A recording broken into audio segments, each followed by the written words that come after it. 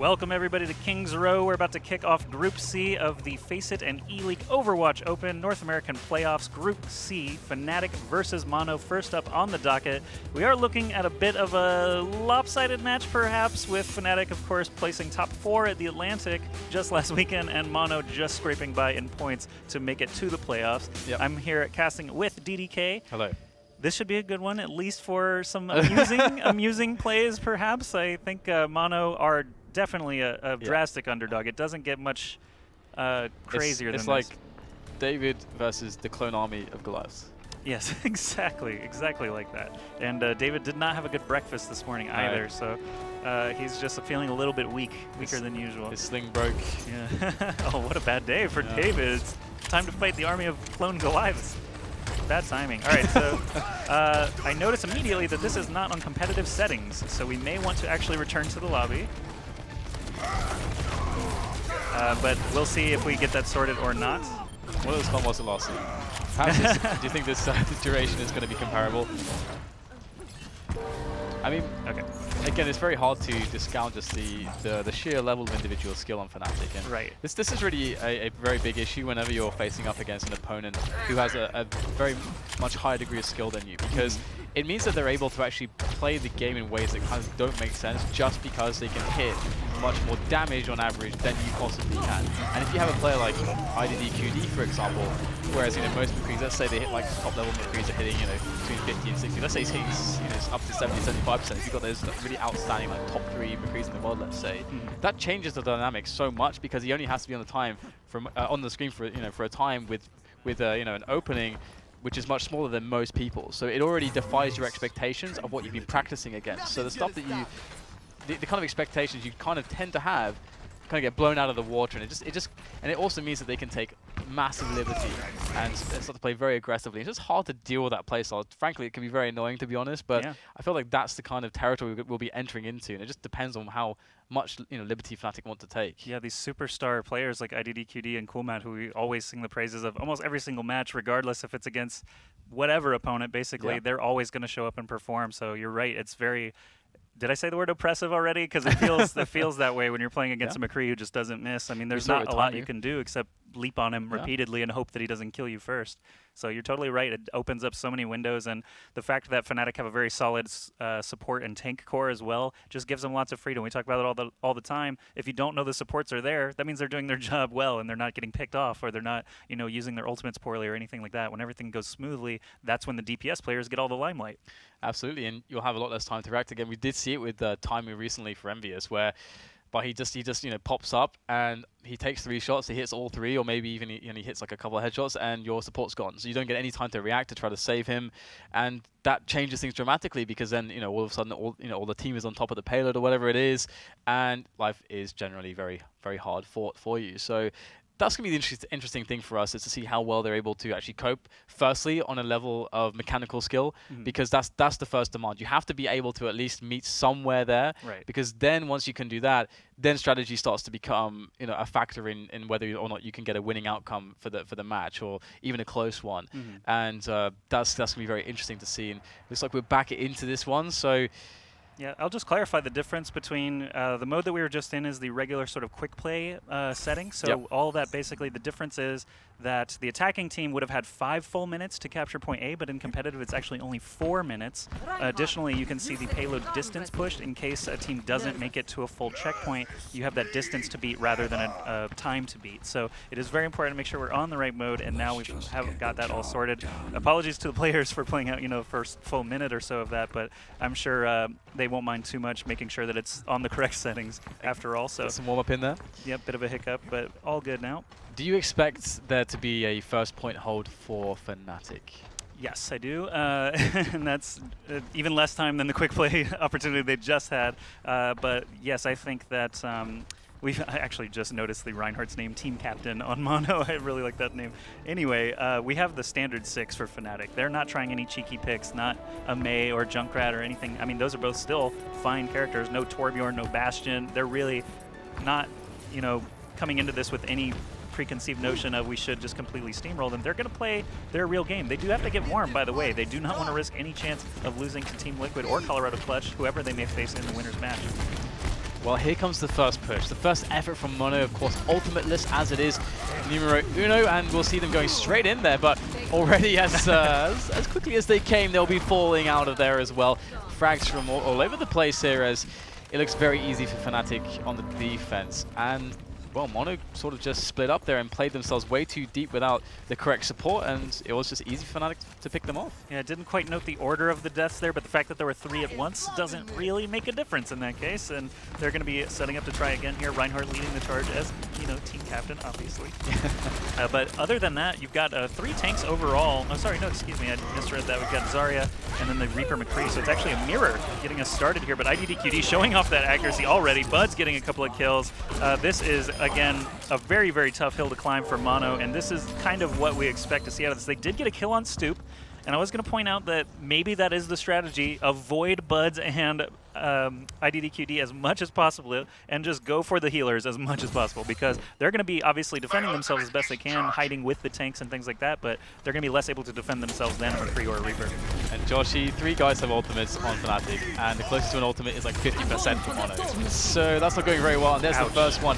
All FNATIC have to do is stagger these ultimates, 1 Graviton Surge, that's going to deal with this push. They don't have to really put in too much more on top of it, although that said, IDDQD did actually pop off the Deadeye, but doesn't matter. They got the Transcendence, the Stoop is back on the Earth Shadow there, so still with massive ultimate advantages, and this is the problem. You're very much allowed to lose battles in Overwatch. That is totally fine, but you have to find ways to get value from them. And you know, if you're at an ultimate disadvantage, you may be just looking to build ultimate yourself whilst forcing the other team to burn some of theirs. And this is actually a great example as they keep running in here. It's better to have long drawn out fights so you can eventually get an ult yourself. If you're just walking into the grinder, they're going to build ult, and if you haven't dealt any damage, this sort of thing happens. Bud's just with the Death Blossom, just casually hitting Q to make sure they bleed another 15 seconds off the clock. But they did get a kill on Vonethil. I think they may just want to post up at the choke point, get some characters that can, you know, shoot in instead of actually having to run in, get some more range in there. Maybe a Soldier could actually work out here, or a Pharah, something like that. Although you are facing IDDQ, one of the best McCrees, it's kind of tough. But so far, what they've been doing has not been working. It's a little too up close and personal, and FNATIC's just shutting it down every single time.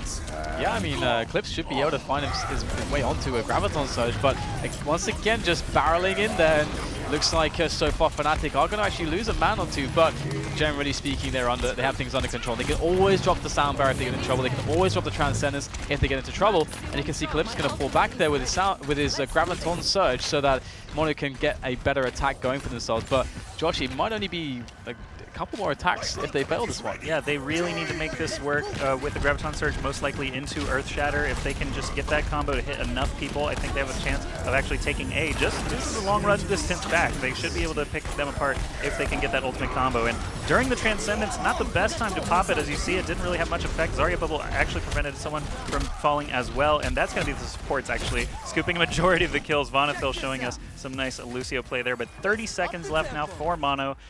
It's going to be a rough one. They have 1 chance left. Ghosty's Deadeye could get 5 or 6 kills. Let's see what happens. Is that like could get 5 or 6 kills? Is that what they need from the Deadeye? That yeah, maybe. Krishan, if he stays alive long enough for a Death Blossom, can certainly get a kill or 2 pretty easily if he's sneaky about it. But it's looking pretty rough. Here we go. I mean, they're going to do it from behind the Reinhardt shield there with the value on the shields from Zarya, but completely cleaned up here. No real problem for FNATIC, and I don't think it just seemed like every single time Mono didn't really think about how to manage ultimates essentially, as far as a factor in when they or how they want to attack. As you said, you know, do you want a long drawn out attack or do you want to make it quick? Right. You know, that is going to be a difference in how you build ultimate and how you burn the opposition's ultimate, and then how you're going to coordinate in there to do that. They just seem to be running in, to be honest. Yeah, the first few times into the blender did not do them any favors, as we saw basically 1 ultimate at a time before they even had any generated for themselves. 1 Graviton Surge got the job done. 1 Death Blossom got the job done. There were 3 ultimates for FNATIC, and Mono's closest guy with an ultimate was 50%. Right, exactly. That tells you a lot. That's completely the difference there. And so I think a poke composition would have at least given them a little chance at having more ultimates available over the course of those 4 minutes. But as it stands, the Graviton Surge Earth Shatter did not get what it needed to be done. with Zenyatta's Transcendence and Zarya Bubbles. Very, very close attention being paid to all the enemy ults that they knew that they were coming eventually, right? So they're just got their fingers ready for those defensive moves, and it worked out beautifully for FNATIC. They only had maybe 5 or 6 deaths throughout the course of that 4 minutes. And it's a very interesting point too, considering the different compositions you can go with when we're talking about ultimate generation and the risk that you might give away with, let's say if you have that fast play style that you might potentially wipe and give away a lot of ultimate generation. You have situations like we saw with NIP on the European segment of OverwatchOpen earlier today, where they ran a 3-tank composition with Roadhogs and stuff, and usually this kind of competition could be at risk. One of the risks could be that you could give away a lot of ultimate charge, especially with heroes like Roadhog. Big but targets. They found a way to actually not have that be the situation, just in how they approached their offense and their defensive moves and coordination as a team. So it's a really big part of the game. I see Krishan just making piles of golden Reaper shotguns. Spread the wealth, man. I would take some of those home souvenir. But lots of golden weapons actually across the board for Mono. And I do want to point out, these guys, Mono, this is a rough debut for them, right? They're against FNATIC, who have already proven themselves time and time again. Mono got into the playoffs here with only 10 points over the course of 4 qualifiers. We don't know if they got them all at once, if they played every single weekend, but essentially they went out there and tried, and if you think you can do better, there will be open tournaments in the future that you know, you can participate in. These guys gave it their all, and just to face a really tough first-round opponent like this is not doing them any favors. So FNATIC, very cleanly going to sweep up here. Buds and IDDQD, Cool Matt just pouring in the damage. Stoop actually led the charge there with a couple of kills himself, and everything went as planned for FNATIC. That is going to be game number 1 in the books. That was pretty fast, Josh. To be honest, that feels like it may have been one of the fastest matches we've seen all week. I think so. And I mean, it's essentially a top seed versus a bottom seed, and that happens. The scene is not so deep yet in North America that we're going to have tons and tons of parity. Europe is actually a bit farther ahead on that edge of the spectrum. Yeah, I've definitely heard a lot about that topic, which is very interesting. Now, well, it's going to be up to Mono to try to get it done on the second map. I'm not sure what they're going to opt to go with, but it's hard to really go with a pick when the thing is that maybe you could say like they're a good Overwatch team and they understand that fundamental concepts behind an Overwatch, what makes a good Overwatch team, what makes a good Overwatch attack and defense and so on. But it did just kind of seem like they just were running in, and you need a bit more depth than that, even if you don't have the mechanical skill to back yourself up with to make it happen. Yeah, we mentioned that these guys were some college kids and potentially lost a member just earlier this week, so I'm not sure who was the replacement or what, but essentially not a ton of time playing together in comparison to FNATIC, who actually boot camped here in London at the FACEIT studio before the Atlantic. So those guys are well acquainted with each other. These guys may just need a lot more time playing. The mechanical skill could be there, it just needs to have the cohesion to be able to surface, and maybe we'll see them a little bit later on in the losers match, but we do still have some maps to go here. Either Dorado or Hollywood. We'll find out which of these payload maps it's going to be. It's actually going to be Dorado coming out as the selection for Mono. So Dorado, full payload map this time around. No point to capture, so maybe they can get some distance. We'll see what happens. We hope so, and I mean, it might be a bit demoralizing as well when you do lose a member like that, and you already feel like you're a massive underdog. Yeah, it's pretty rough. It all adds up, doesn't it? Yeah, but I mean, any gains that you get, if you do happen to pull together and maybe get one team wipe, that's at least something you can put on the board, right? As an accomplishment. We saw. I believe it was Huckleberry versus a really good team, Cloud9, where they won the opening engagement on Nepal, and it was just like, wow, Huckleberry actually killed everybody on Cloud9. That was not expected, and then they beat CLG. So definitely, just because we don't know who they are yet, doesn't mean we won't know who they are today or very soon. That's the beautiful thing about the open format here, as opposed to, let's say, a league or something like that, is that it does recognize that in many senses the game is very open. There's a lot of changes to the meta game. There's lots of teams and players from all over the place. I mean, the amount of backgrounds and that we're seeing from a lot of these players, what games they come from. Is it Team Fortress? Is it Quake? Is it CS? What is it? There's so many different kinds of backgrounds. You have no idea, considering how long esports has been going on for, who you're maybe really dealing with. So got to give everybody the benefit of the doubt and a shot at the Kings. And speaking of Kings, we're going to be going into a very classic map where certainly it's going to be very difficult for Mono to find themselves a way in here. An anecdote about you never know what a player's experience was like before or anything like that. I ran into a player in Quick Play one time named Zok, Z-O-K, and he was just destroying me on McCree. I was like, who are you? Where did you surface from? I have not seen McCree play really this well in a long time. Found out a little bit later that it was 0-4 just playing some Overwatch, just trying out some McCree, and of course absolutely crushing me just without effort on the hit scan characters. So yeah, definitely any of these guys could have pedigrees we know nothing about. We'll just have to learn more about them as time goes on, and I do encourage any of these teams who show up in the playoffs, hey, you're top 16 North America already. Keep it going. Stay together. Work on it. Like, you don't necessarily need to break up from a bad showing. Hopefully these guys do continue playing far into the future, but map has begun now. Let's get into it. Yeah, absolutely. Also can confirm playing McCree as a Quake player is probably one of the most satisfying things. But as you say, moving on here, we've got IDDQD playing the Tracer. Actually, looking at their setup, it's a pretty standard setup. We have the Winston, we have the Genji on Buzz, and also the Tracer on there on IDDQD. And I wonder if that might slow their play down a little bit, because normally you want to coordinate the Tracer and the Genji to the back with the Winston initiating all the way towards the market with a leap and a shield. And C-Soup is getting in position for that. Have to get IDDQD in place as well. And this is a very classic play in the metagame, perhaps one of the most common. It looks like they're actually just poking, doing a poke battle here at the choke rather than trying to swing around the side or something like that. Finally, the engagement coming in as Ghosty was going to be focused down very quickly by IDDQD. Winston leaps in to start the fracas, as it were. Team captain charging in, unable to get much done, but he did pin and kill Coolmat. Is going to unfortunately not slow the payload down at all, as the rest of his team is just dropping all around him. So going very, very well there for FNATIC, perhaps as expected, and they will be able to keep that payload moving for now. And Mono are going to have a very hard time in the church phase as well. Once again, due to the fact that in these engagements they don't have enough staying power to actually generate the ultimates, and they're always then playing from that ultimate disadvantage despite losing these fights. And Mono really need a switch. They really need a spot where they can slow down FNATIC, maybe get an even situation on the ultimates, if not the advantage. But I just don't see that happening. They just can't find ways to stay in these fights long enough. Yeah, FNATIC is making use of this Genji ledge that we've seen time and actually repeatedly now. Genji and Reaper's both making use of that. But we got some ultimates coming out now. Buds with the Genji Dragon Blade just cutting through the opposition. Stoop actually getting the final blows with that splash damage from Winston. But everything coming together for FNATIC. The dash resets are real, and Buds will just melee down and assist IDDQD, the rest of the members of Mono. As they fall, the payload continues to move, and they are very close to checkpoint 2. If they push up even just a little bit, I don't believe Mono's going to be able to contest this very long. What is the record time, Josh? Basically about 1:55 would be the fastest I think I've ever seen. Or no, maybe not for payload. Maybe about 2:30, 2:40. All right, we'll have to look for that, because so far the payload has not stopped moving the entire time, basically. And we did get a couple kills coming in from Mono, actually, as they go for the forward contestation. But also perhaps you could say maybe a little bit of overextension here and there from FNATIC.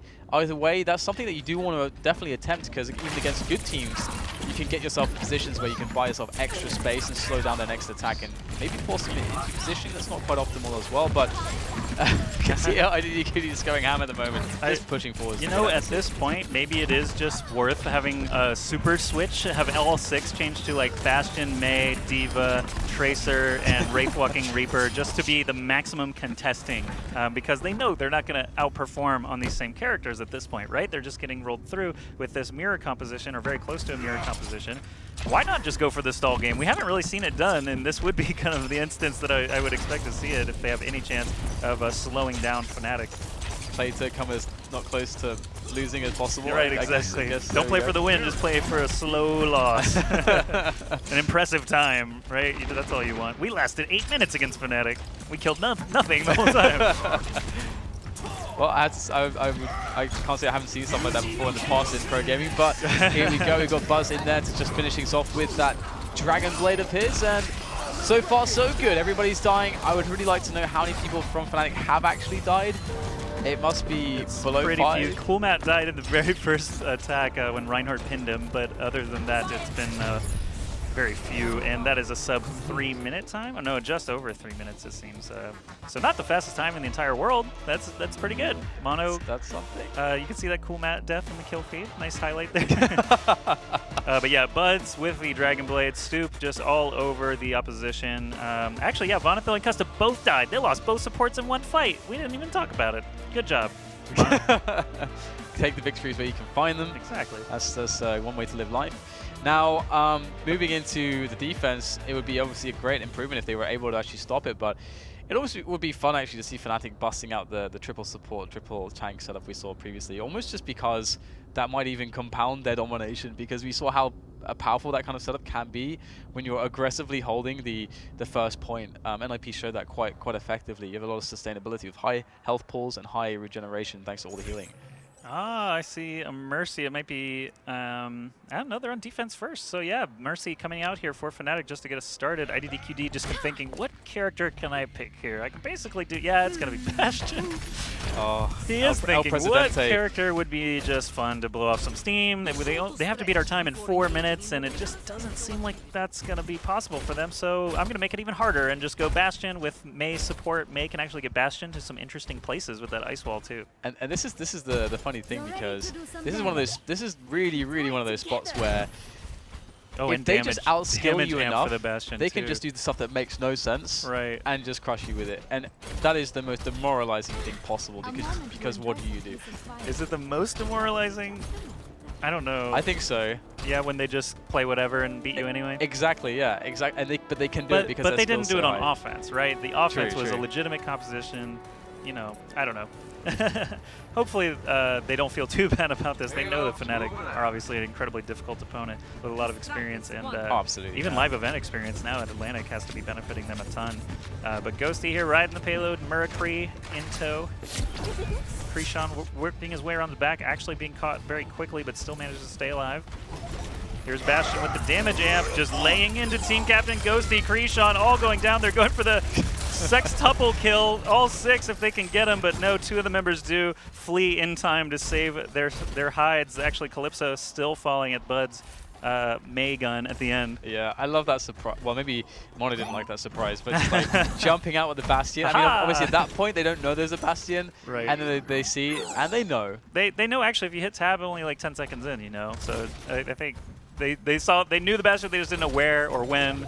And the surprise attack, of course, being super effective. Yeah, D.Va actually getting swapped to, of course, is a great decision here. But losing the suit almost instantly. Winston trying to get through him, 8 HP. He was at 8 HP, but he caught some ultimate armor by hitting Q and managed to stay alive with Mercy at his back. 8 HP they were so close to killing Bastion. Finally, they do kill him, and he gets resurrected. Ouch. Yeah. And he's going to be riding that payload. I'm sure Reinhardt's going to be sitting on that with him at some point as well. But he's going to decide to go back a little bit and maybe get the high ground. And yeah, this is very hard for Mono, to be honest. I love the calm as well when D.Va just flying out. He's like, yeah, I'm just going to stop shooting for a while and wait for that defensive matrix to go away and then obliterate you calmly, and nothing's going to go wrong. Bud's ice wall actually even just separated the team, so they had to just sit and wait even longer. But yeah, that's the stall composition I was talking about that I wanted Mono to try to bust out, not FNATIC. They must have been listening and think, oh, that's a great idea. We'll just stall him for 4 minutes here with the Bastion Mei. And Mercy Res, evidently. This should be illegal, Joshy. It should be illegal? No, they're just having fun. Why do you have to be mad? IDDQD should be sent to the big house, the doghouse. For this play. The big dogs need to go to the big house? Yeah. The big dog house? I love the spray next to him which says well played. Yeah. I love some of the sprays are so good. There's a You Are Not Prepared Illidan spray, there's a Respect Me spray, Tea Time, like all these great sprays that Blizzard have added to the game. And players can show their personality a little bit with it. Vonafil just damage amping the Bastion ultimate, adding insult to injury there. And IDDQD just mowing down Mono once again. And the time to beat, 123. No possible way to finish by now. So this one is essentially in the record books with a FNATIC 2-0. Mono can look forward to hopefully a closer match in the lower bracket, while FNATIC will be waiting in that winner's bracket for the winner of Team Liquid and Clutch. We are going to play it out, obviously, as long as the teams prefer until the time is actually expired. But oh, good Genji blade. Actually killing the Bastion, but then the Mercy pops the res before going down. Oh, another kill on Bastion. Bastion's died like 4 times. They're doing a great job dealing with him. Nice. Slapped him down. Finally, he actually can die. That cart's moving. They might actually hit the checkpoint. I think there's the one GGs. Dive. Okay, they're going to call the GGs. Yeah, there's no time left. Good. And they were very close to just losing to the objective clock on that one. They did get a team wipe, though. Like I said, to get that mark on the board is at least some kind of accomplishment. And they killed Bastion so many times, they can hang their hat on that. Oh dear, the Bastion. Yeah, it's fun to watch, right? You don't see him that often. Yeah. No, yeah, of course. We did see it in Europe, and it actually had a legitimate reason against 3 for a tanks. switch. Yeah, exactly. And none of the tanks were D.Va or Winston, right? So none of them could actually go address the Bastion right away. Yeah, but we are a very interesting match. Joined at the desk now again by James and ZP. Welcome back, boys. So, ZP, run us through that in great detail. Well, IDDQD in the last map is a terrible, terrible person. I mean, it's criminal. I hope people are going to his house right now to deal with him. I don't know. I mean, in all seriousness, it's just this is a case where FNATIC is clearly not just one tier, but multiple tiers ahead in this matchup. Mono is a newer team. It's not that unexpected, but there's not too much to go into detail here. Mono got outplayed on every single level in the game to the point that FNATIC was really just styling a bit towards the end, and they could. I mean, FNATIC is just incredibly good. They're vying for one of the top spots in the game, and Mono just not quite there yet. Here's that opening surprise salvo where Bastion just kind of hops into play for the first time, already being damage amped, getting 4 kills or something like that right off the bat. D.Va and Winston did come to address this Bastion, but the fact that Mercy was in play, several reses actually went just for Bastion during the course of this match. Well, it is a Bastion highlight reel, quite literally. Do you think, Bastion aside, is there, when you get a beatdown like that, on the receiving end of it for Mono, can they look back at this match and review it and take notes from it? I think on defense at least, because FNATIC did play a real composition against them attacking in, so there could be some moments where they're able to dissect what happened somewhat. Obviously in that attacking round, they're never going to face a composition like that from a close opponent, so it's a little bit, not too useful, but on defense at least they can see what FNATIC's doing right and try to adapt. That's true. But for me, it's just the mechanical skill is just so far outweighing what they have in Mono that that's where they need to show up first before they that's where I would look at first. If I'm them trying to improve, they have to say we have to put a lot of time in the game. We've got to try and find ways to actually play much better as a coordinated unit as well. Also combined with the mechanical skill, because we saw actually the proper compositions on the first map on King's Row. They're just running in and just getting completely obliterated, not because actually no spots because of mechanical skill, but that's just the basics of Overwatch, right? I mean, you can't just run in generation like that. and against the higher skill. Yeah, you have to at least play if you know that they're a higher skill level than you. At least play to that effect, right? Yeah. And don't just feed yourself in and make it even easier for them. Yeah, there was a point where they just sort of ran into a corner very neatly. I mean, it was well coordinated, and then they all died. Yeah. It was a coordinated rush in and a coordinated. Everything was a team effort. Everyone died together. But that's not how you win Overwatch games, unfortunately. Right, it's time for the Republic of Gamers incredible play of the game. One can only imagine who this will be. Let's see. Maybe it's D.Va? No, probably not. Maybe it's... I see some Tracer action. Can it be Bastion? Bastion? No, I don't think so. Was there a Bastion in this match? Do people play Bastion? I don't think so. That doesn't sound right. Oh, it's actually going to be Bud's Dragon Blade on a legitimate from game. The production room. Yeah. Congratulations, Buds, on your play of the game here. We've got nice Dragon Blade action, just sealing the deal here on the attack on Dorado. But one thing to note, though, I mean, in many ways, the light for Mono is that they managed to make it this far in the tournament to actually have a shot at the likes of FNATIC. And if you do run into a top seed like that, it is going to look like this. So it does sound like we're slamming them kind of hard, but that is kind of the nature of the beast. And it's great to see that they managed to actually get this far in the tournament, and hopefully that's an inspiration for them in of itself.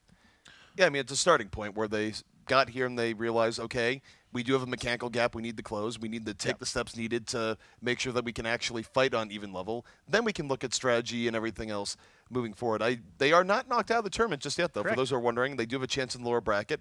They'll be going against the loser of Team Liquid versus Clutch. But I will say, after seeing their effort versus FNATIC here, I think that's also going to be a very tough matchup for them. Right, so indeed, it is Team Liquid versus Clutch in the next match. Let us know who you think is going to win. Hashtag OWOpen or OverwatchOpen on Twitter. And again, if you do need to keep up with what's going on in the tournament, present and past, also future, OverwatchOpen.com is the place to be. So, Clutch versus Liquid after the break. See you back here shortly.